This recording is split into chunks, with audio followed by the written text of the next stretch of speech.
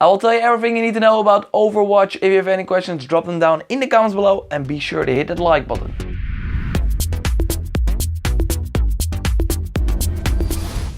Simply put, Overwatch is a team-based, objective-focused first-person shooter made by the creators of World of Warcraft, StarCraft and Diablo. The matches in Overwatch are always 6v6, there's an attacking and a defending team most of the times. In the escort mode, the attacking team has to escort a payload while the other team has to stop them from doing so.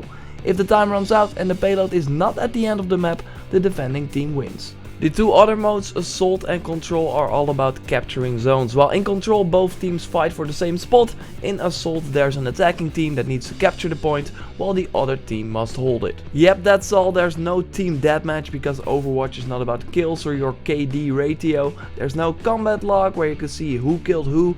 It's all about capturing or defending that objective while communicating with your team on how to do so. At the end of the match you don't see a leaderboard but just some highlights, for example the best killing spree or the most amount of health some player healed to the rest of their team. It's like a showcase of what player played their role the best in their team. The character you play decides what role you fulfill. The offensive heroes are all about killing high value targets in the opponent's team. High value targets like the supports. These characters give buffs like more movement speed or heal the players in their team. A tank can take a lot of damage, but it's handy to keep him or her alive in the fight by keeping their health up.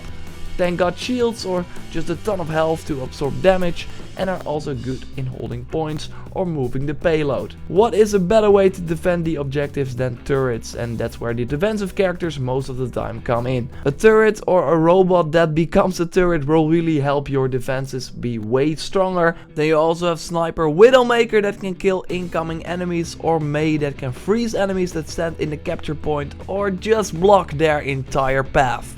Why not? The most interesting and tactical feature of the game is that you can switch heroes at any time in the match. This means that if your team is in need of an assault character, you can switch your Mercy support character and go for example with Tracer.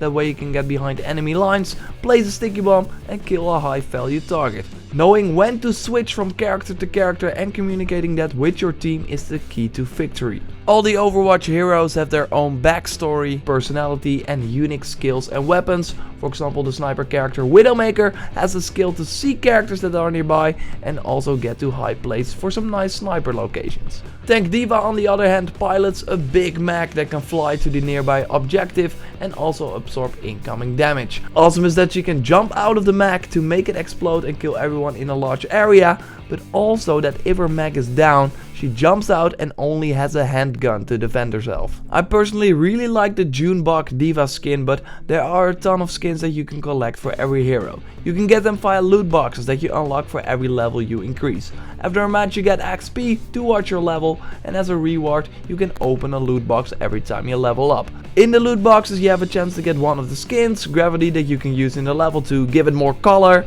a new icon for your profile and some sound lines. With gold you also get from loot boxes, you can save up to buy something that you want. And that's like how the progression works. You have 12 maps in total in this game. Matches are not too long, it's pretty fast paced at 60 frames per second on console and more if you got a PC to run it. And yeah, I really look forward to it. Subscribe to stay up to date on the latest gaming trends and discuss them with me. Thanks a lot for watching, I'll speak to you next time. Goodbye. Oh man, that's a long time ago. It's a little bit broken, but I bought it back in 2006, something like that, 2005. The box is not inside anymore, but still, I remember how I got like totally blown away by this. I mean, this was like the only box in the store that had also this incredible. It was just not a plastic box that you bought, but also, whoa. You saw this image of them fighting a dragon and I was like, oh my god, I need this game. And then I bought it and sunk a lot of time in it, a lot of years of my life.